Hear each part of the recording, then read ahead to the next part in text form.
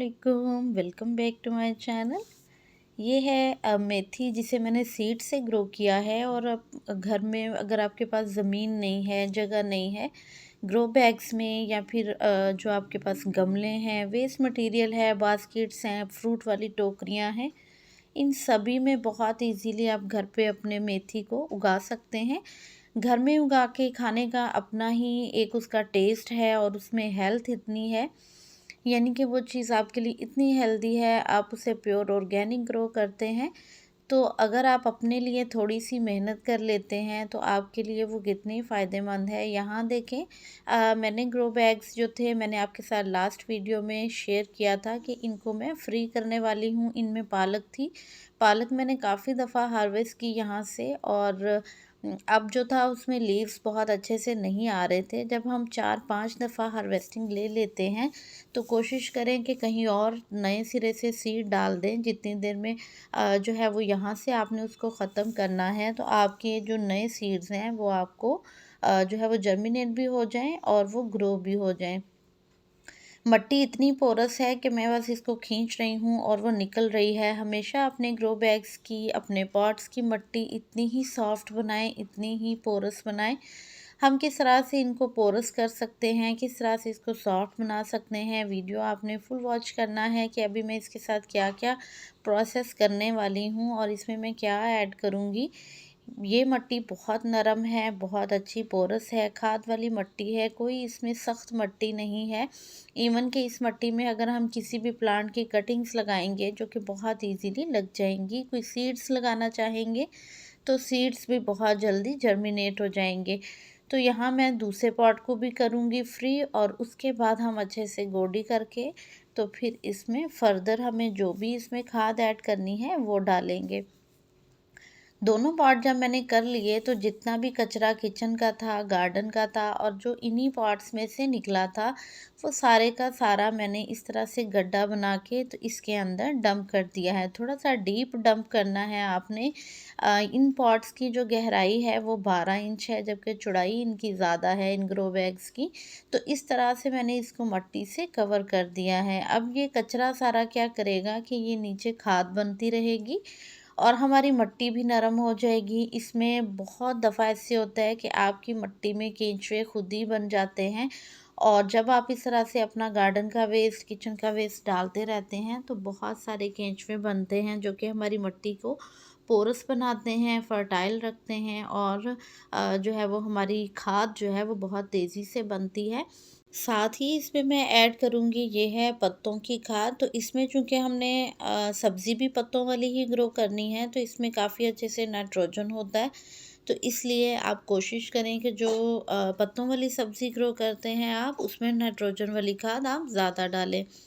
इसमें पत्तों की खाद मैंने मिक्स कर दी है, और इसके बाद दूसरे पॉट में भी इसी तरह मैं मिक्स कर दूंगी, और फिर इसमें हम मेथी के सीड डालेंगे।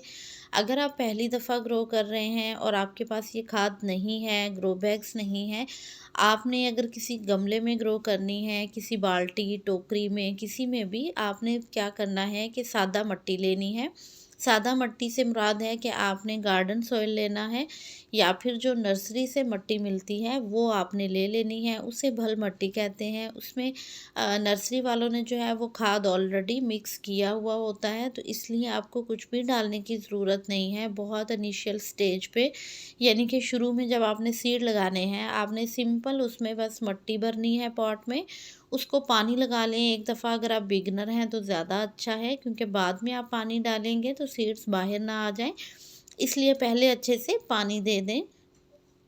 सारा पानी उसको मिल जाए जब अच्छे से, तो इस तरह से आपने मेथी के सीड्स जो हैं वो ऊपर स्प्रिंकल कर देने हैं। कोशिश करें कि इनमें इस तरह से लाइंस बना लें जैसे क्यारी सी बनी होती है, उसके अंदर आप सीड डालें और फिर सीड को ऊपर मिट्टी से कवर कर दें। बहुत इजीली आप इस तरह से सीड्स जो हैं वो लगा लेते हैं और सीड भी अच्छे से कवर हो जाता है। बस इस तरह से बाकी मिट्टी को हम ऊपर दे देंगे, हल्का सा हाथ से टैप टैप करेंगे, ताकि जो सीड्स हैं मैं पानी दूं तो बाहर नहीं आए और मिट्टी के नीचे वो अपनी जगह पे ही फिक्स रहें, तो वो जर्मिनेशन आपको अच्छा मिलेगा।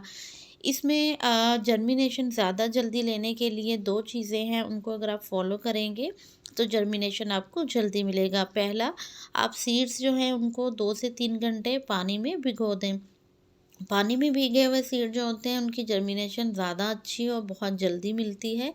उसके अलावा दूसरी टिप ये है, अगर आपने भिगोए नहीं हैं और मेरी तरह बस फटाफट से लगा दिए हैं, तो आपने क्या करना है, आजकल के मौसम में चूँकि काफ़ी ठंडक हो गई है और तो आपने क्या करना है कि इसको पॉलीथीन की किसी भी शीट के साथ, किसी शॉपर के साथ या फिर कोई गत्ता है आपके पास, कोई भी ऐसी चीज़ 1 दिन के लिए, 2 दिन के लिए उसको आपने कवर कर देना है सीड्स को।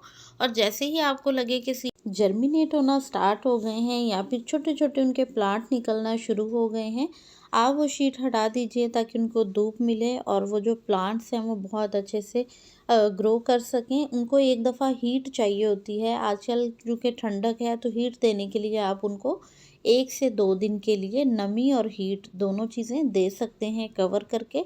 फिर उस शीट को हटा दें और पौधे को फुल सन में रखें, बहुत अच्छा ग्रो करेगा। और पानी का ध्यान रखें, आप किसी भी तरह के सीड्स हैं उनको ग्रो करना है, आप सेम मेथड को फॉलो कर सकते हैं।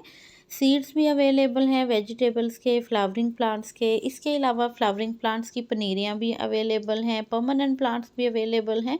कोई भी प्लांट चाहिए हो, सीड चाहिए हो, आप मुझे व्हाट्सएप पे मैसेज कर सकते हैं, नंबर मैं शेयर कर दूँगी। ऑर्डर करने के लिए आप वहाँ पे ही मैसेज कीजिए, कॉल नहीं किया करें। दुआओं में याद रखिएगा, अपना ढेर सारा ख़्याल रखिएगा। Keep gardening. अल्लाह हाफ़िज़।